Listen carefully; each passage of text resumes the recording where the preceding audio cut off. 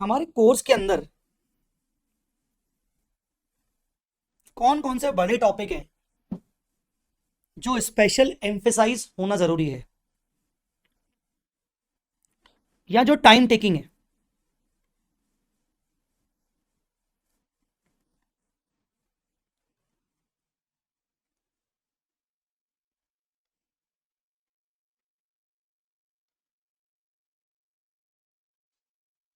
ये चार,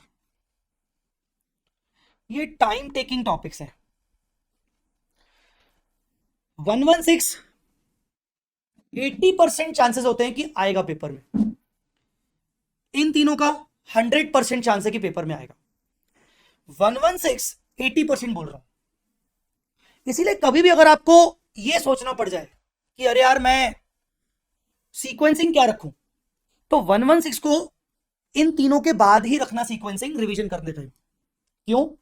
ये तीन आएंगे, लिख के रख लो, आएंगे पेपर में। 116 80% चांस से आएगा। समझे मेरी बात में क्या बोल रहा हूं?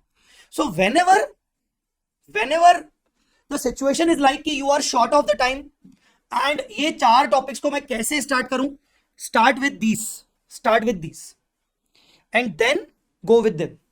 ठीक है? बिकॉज इसका जो वेटेज है वो कम है कंपेयर टू इसके साइज से, ये याद रखना। इनका वेटेज क्या है मैं बता देता हूं। इसका अप्रॉक्स वेटेज देखो, 6 मार्क भी आ सकता है तो आने को 10 मार्क भी आ सकता है, कोई कह नहीं सकते।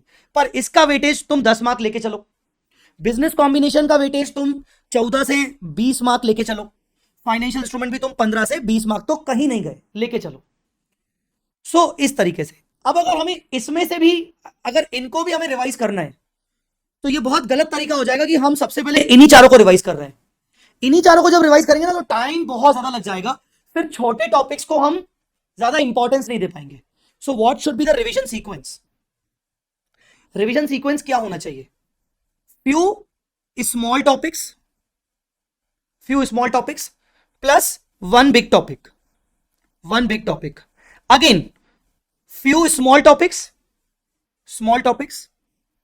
Again plus one big topic. इस तरीके से तुम्हारा सीक्वेंस होना चाहिए।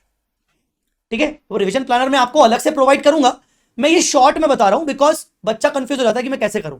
Few small plus one, few small plus one, इस तरीके से आपका सीक्वेंस ऑफ रिवीजन होना चाहिए। फ्यू स्मॉल टॉपिक में भी सर कौन से स्मॉल टॉपिक? अब इसमें भी दो कैटेगरी होती है, हाईएस्ट इंपॉर्टेंट, लीस्ट इंपॉर्टेंट।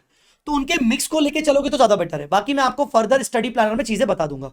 सो इन इंपॉर्टेंस की बात अगर करें तो 116 को इन चारों में कंपैरिजन में, मैं ये नहीं बोल रहा हूं, मेरी बात को गलत तरीके से मत लेना, मैं ये नहीं बोल रहा हूं कि 116 इंपॉर्टेंट नहीं है, मैं ये बोल रहा हूं इन चार में 116 लीस्ट कैटेगरी में आता है, बाकी इंपॉर्टेंट ये वाली कैटेगरी में आता है।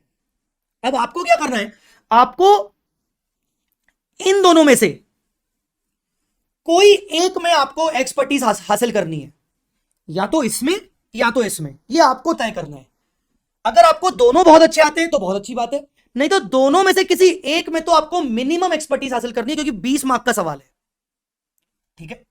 रही बात 115 की, तो 115 यस, क्योंकि थ्योरी है, नहीं हो पाता इतना सारा।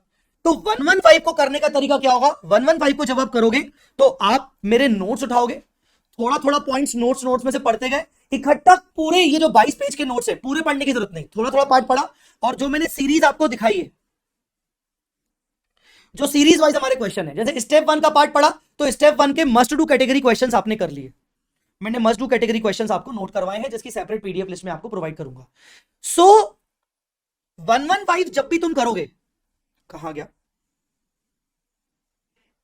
पता नहीं किधर लिखा मैंने, तो 115 जब भी तुम करोगे, 115 कुछ पोर्शन कॉन्सेप्ट कॉन्सेप्ट करके उसके क्वेश्चन कर लो। क्वेश्चन सब कुछ अगर नहीं लगा पा रहे हो तो एटलीस्ट ये मस्ट डू कैटेगरी को लगा दो।